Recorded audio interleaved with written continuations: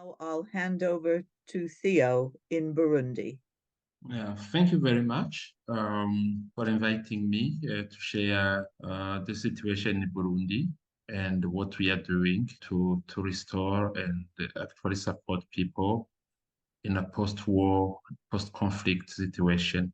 What war does, normally for those who might not know, is that it makes many things not function, especially it brings about a lot of injustice to people, which is often perpetrated through injustices that are anchored in laws and policies that are formed exactly to exclude the other and to quicken those who are close to the establishment. In the case of Burundi, I'm going just to speak of one big aspect called land.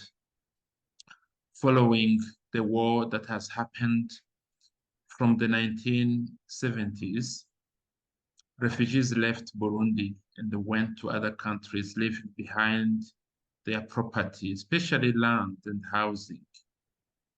What happened was that in this very populated country, with now today 13 million people having to share a land of about 27,000 square kilometers, in some places 800 people having to live on one square kilometer, you understand how land is very dear. Just to make the matters worse, land is the only source of livelihood, with people having to cultivate land to be able to get their livelihood, and it has made it very difficult to access land for many people. One in three Burundians are landless, and this means that really land becomes one of the source of conflicts. And so during the war, people who left the country had their land either taken away by the government or by relatives or by neighbors or powerful individuals, or under a blind eye by those in power who are supposed to protect them. What happened was that there were structures that were put in place to legitimize that land grabbing. And this includes the capacity by land grabbers to be able to register land and get title deeds.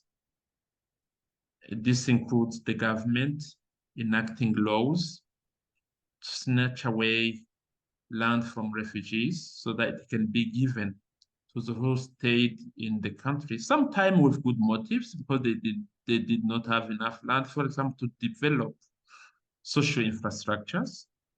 But some of the social infrastructures were developed on land without necessarily giving compensation or the following on the policy of compensating the original owners.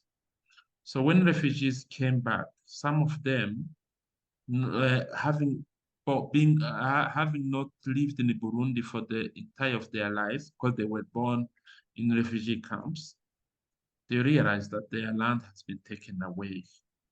And the land management and the land governance in Burundi was absolutely amazing because land is generally owned through, customarily, through receiving it or inheriting it from your parents, not necessarily title deeds or otherwise. And so this meant that returnees had to go through a long battles.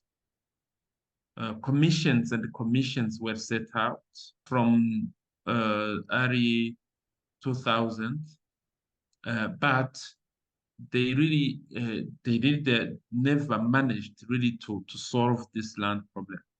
And especially this is because it's a very complex issue.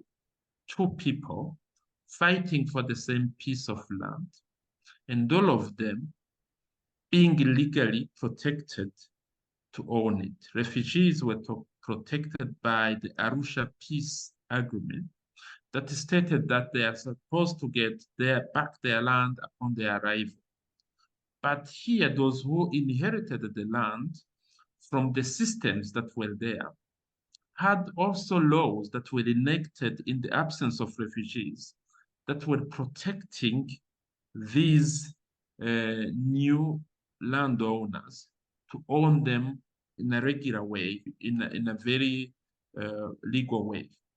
And so they are all protected by the law, and they all own the same piece of land, and they are there to kill each other if nobody comes in. It's not a matter of telling them wait, because this is what they have to cultivate to get their food to their children. 6.5, 6.1 children per family, per woman, is the average family size that we have in Burundi. And so what we have been doing specifically at Rema Burundi have been to initiate dialogue. Dialogue among those who are claiming to own the land, showing them that there is incentives to peace rather than battering it in the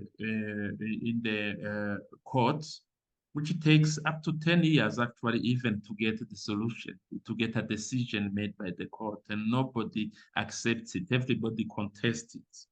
So we've realized that by initiating dialogue, people get time to understand each other, to understand where the other is coming from, and the pain that they have gone through as time goes on, and the impossibility that they have to move away from that piece of land. And we have come up with very innovative solutions, including sharing the land, including one moving and leaving behind maybe a third of the land, including the second family accepting to hand over the whole land. But what we've realized, and which is encouraging, negotiated settlements tend not to be appealed against, unlike other court settlements, which will call for appeals in superior courts, and the solution is never found. So the dividend of peace and negotiating and agreeing to agree are that actually it brings about social cohesion, and it brings about solutions that can work and that can be accepted by the two parties. So this is one of the things that we've been doing. Fortunately, the government is supporting us, and they support all the negotiated settlements which we initiate, and they are actually then legalized by the competent bodies, by the government, after they have been negotiated. It is very exciting, very challenging, very real, and very personal. Thank you.